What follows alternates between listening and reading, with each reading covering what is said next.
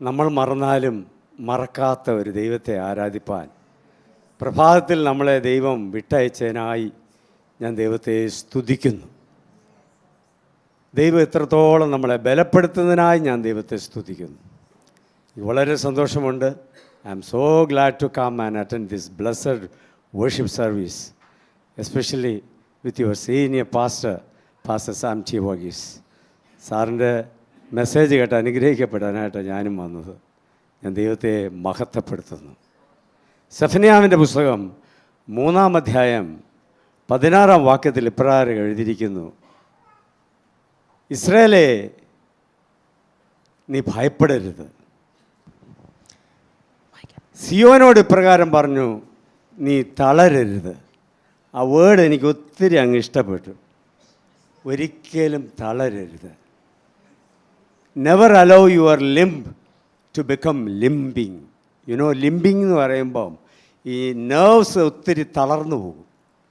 നെർവ്സിന് ബലം കൊടുക്കണമെങ്കിൽ അത് ദൈവത്താൽ മാത്രമേ കഴിയത്തുള്ളൂ.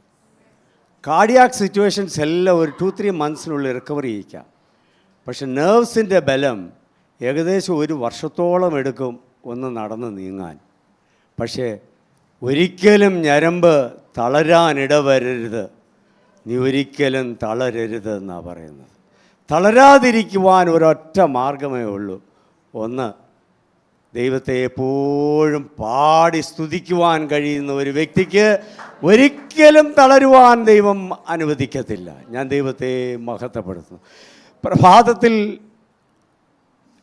5 മണിയാകുമ്പോൾ ഒരു കുഞ്ഞു പക്ഷി 6-7 സെൻറ്റിമീറ്റർ വലിപ്പമേ ഉള്ളൂ.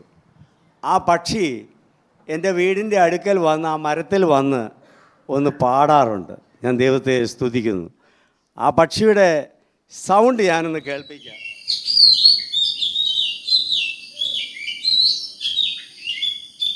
ഈ പക്ഷിയുടെ പേര് ഡ്രോങ്കോ എന്നാണ് പറയുന്നത്.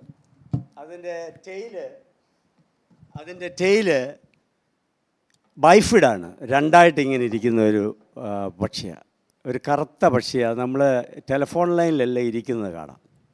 ഞാൻ ദൈവത്തെ സ്തുതിക്കുന്നു. അതിൻ്റെ സ്വഭാവ വിശേഷങ്ങളെക്കുറിച്ച് പഠിച്ചു കഴിഞ്ഞാൽ it can mimic many sounds. ഈവനിങ്ങിലും ഒക്കെ പല സൗണ്ടുകൾ ഉണ്ടാക്കും. പക്ഷെ പ്രഭാതത്തിൽ മാത്രമേ ഈ 2 മിനിറ്റോളം നീട്ടി പാടാറുള്ളൂ. പ്രഭാതത്തിൽ പാട്ടുപാടി പ്രാർത്ഥിക്കുന്നവരെ ദൈവം ബലപ്പെടുത്തുന്നതിനായി ഞാൻ ദൈവത്തെ സ്തുതിക്കുന്നു. നമ്മുടെ പിതാക്കന്മാർ പലപ്പോഴും പറയാറുണ്ട്, ആടുന്ന കൊമ്പിലെ പാടുന്ന പക്ഷി എന്ന്. കൊമ്പുകൾ എത്ര കാറ്റിൻ്റെ ശക്തിയാൽ ആടിയാലും അതിനെ മറിച്ചിടത്തില്ല. അതിൻ്റെ കാലുകൾ ഇങ്ങനെ ചുരുട്ടി പിടിക്കും. അങ്ങനെ അങ്ങോട്ടും ഇങ്ങോട്ടും ഇങ്ങനെ നീങ്ങത്തേ ഉള്ളൂ, ഒരിക്കലും വീഴത്തില്ല. എന്താ കാര്യം എന്നറിയാമോ? അത് പാടുന്നത് കൊണ്ടാണ്. ബേർഡ് ഒബ്സർവർ പറയുന്നത് അത് പാടുന്നത് കൊണ്ട് ഒരു പ്രത്യേക ഉത്തേജനം, ഒരു പ്രത്യേക ശക്തി അതിൻ്റെ കാലിലേക്ക് വരുമെന്നാണ് പറയുന്നത്. നിങ്ങൾ പ്രാർത്ഥിക്കുമ്പോൾ പരിശുദ്ധാത്മാവിൻ്റെ ശക്തി നിങ്ങളെ ബലപ്പെടുത്തുന്ന നിങ്ങൾ മറന്നു പോകല്ലേ. ഞാൻ ദൈവത്തെ സ്തുതിക്കുന്നു. തളരരുത്. ഏത് സിറ്റുവേഷൻ വന്നാലും, കടൽക്കാറ്റ് വന്നാലും, വലിയ കോളുകളുണ്ടായാലും, വലിയ തിരമാലകളുണ്ടായാലും അതിൻ്റെ നടുവിൽ നിലനിൽക്കുവാൻ ആടുന്ന കൊമ്പിലെ പാടുന്ന പക്ഷിയെപ്പോലെ അത് ബലപ്പെടുവാനായിട്ട് നമുക്ക് കഴിയണം. ഞാൻ ദൈവത്തെ സ്തുതിക്കുന്നു. അതിൻ്റെ 18-ാം വാക്യത്തിൽ ഇപ്രകാരം 17-ാം വാക്യത്തിൽ എഴുതിയിരിക്കുന്നു. സെഫന്യാവിൻ്റെ പുസ്തകം 3-ാം അധ്യായം 17-ാം വാക്യത്തിൽ ഇപ്രകാരം എഴുതിയിരിക്കുന്നു: നിന്റെ ദൈവമായ യഹോവ രക്ഷിക്കുന്ന വീരനായി നിന്റെ മധ്യേ ഇരിക്കുന്നു. അവൻ നിന്നിൽ അത്യന്തം സന്തോഷിക്കും. തൻ്റെ സ്നേഹത്തിൽ അവൻ മിണ്ടാതിരിക്കുന്നു. ഘോഷത്തോടെ അവൻ നിങ്കൽ ആനന്ദിക്കും. അതിൻ്റെ ട്രാൻസ്ലേഷനിൽ പറയുന്നത് he will overjoy with you with singing എന്നാണ് പറയുന്നത്. യഹോവ പാട്ട് പാടുന്നു എന്ന് പറയുന്ന ഒരൊറ്റ വാക്യം. ഞാൻ ദൈവത്തെ സ്തുതിക്കുന്നു. ചുമ്മാതല്ല ലൂസിഫർ ചുളുവിന് പാട്ട് പഠിച്ചതല്ലേ. യഹോവയും പാട്ട് പാടും. അതിൻ്റെ ഡിഫറെൻറ്റ് ഇംഗ്ലീഷ് വേർഷനിൽ നിങ്ങളോട് പോയാൽ മതി, മനസ്സിലാവും യഹോവ പാട്ട് പാടുമെന്ന്. നമ്മൾ ദൈവത്തിൻ്റെ മക്കളായതുകൊണ്ട് അപ്പൻ ഉപയോഗിക്കുന്ന ഉപകരണങ്ങളൊക്കെ നമ്മളും കൊട്ടി നോക്കും. ഞാൻ ദൈവത്തെ സ്തുതിക്കുന്നു. പാടുന്ന വ്യക്തികൾക്ക് കാലിന് ബലം തരുന്ന ഒരു ദൈവമാണ്. ഹബക്കൂക്കിൻ്റെ പുസ്തകം 3-ാം അധ്യായം 17-ാം വാക്യത്തിൽ ഇപ്രകാരം എഴുതിയിട്ടുണ്ട്: അത്തിവൃക്ഷം തളിർക്കുകയില്ല, ഗോശാലകൾ കന്നുകാലികൾ ഉണ്ടാകത്തില്ല. മുന്തിരിവള്ളിയിൽ മുന്തിരി ഫലം ഉണ്ടാകത്തില്ല. ജീവിതത്തിലെല്ലാം നഷ്ടപ്പെട്ടാലും ആട്ടിൻകൂട്ടം തൊഴുത്തിൽ നശിച്ചു പോകും. ഗോശാലകളിൽ കന്നുകാലികൾ ഉണ്ടാകുകയില്ല. ആ സിറ്റുവേഷൻ നമ്മുടെ ജീവിതത്തിൽ വന്നു കഴിഞ്ഞാൽ നമ്മൾ എന്തു ചെയ്യും? പക്ഷേ ഹബക്കൂക്ക് ഇവിടെ പറയുന്നു, എങ്കിലും ഞാൻ യഹോവയിൽ ആനന്ദിക്കും. തളരുന്ന അനുഭവം പലപ്പോഴും ഉണ്ടാകും. ഞാൻ കൊച്ചു കുഞ്ഞുങ്ങളുടെ ഹൃദയം സ്കാൻ ചെയ്യുമ്പം പല അക്രൈസ്തവർ കടന്നു വരാറുണ്ട്. ഒരു ദിവസം ഞാൻ ഈ കുഞ്ഞിൻ്റെ തുടുപ്പ് കണ്ടിട്ട് പറഞ്ഞു, ഈ കുഞ്ഞ് ഒരിക്കൽ ഹൃദയം തുടിക്കുവാൻ തുടങ്ങിയാൽ പിന്നെ എൻ്റെ കൈകൾ വെച്ചാൽ നിൽക്കുകയില്ല. കാരണം ദൈവവചനം പഠിപ്പിക്കുന്നുണ്ട്, 90-10 സങ്കീർത്തനങ്ങൾ പറയുന്നുണ്ട്, ഒരു മനുഷ്യൻ്റെ ആയുസ് 70 അല്ലെങ്കിൽ 80, അന്ന് വരെ ദൈവം തമ്പുരാൻ ഇത് അടുപ്പിക്കും. ഞാൻ പറയും, നിങ്ങൾ ഫോൺ വിളിക്കുമ്പോൾ ഹലോ കിലോ എന്നൊക്കെ കേൾക്കുന്നുണ്ടല്ലോ, എവിടെ നിന്നാണ് അത് വരുന്നത്? ടവറിൽ നിന്നാണ് വരുന്നത്. അതിൻ്റെ മുകളിൽ ദൈവം സൃഷ്ടിച്ച ഹൃദയത്തിൽ ഒരു 0.5 മില്ലിമീറ്റർ വലിപ്പമുള്ള 1 സെൻറ്റിമീറ്റർ വലിപ്പമുള്ള ഹാർട്ടാണ് ഞങ്ങൾ എക്സാം ചെയ്യുന്നത്. 0.5 മില്ലിമീറ്റർ വലിപ്പമുള്ള ഒരു ടിഷ്യൂ ഉണ്ട്, അതിനാണ് പറയുന്നത് നാച്ചുറൽ പേസ് മേക്കർ. അത് മുകളിൽ നിന്ന് വരുന്ന രക്തക്കൊള്ളിൻ്റെ അറയുടെ ഇടയ്ക്കായിരിക്കുന്നത്.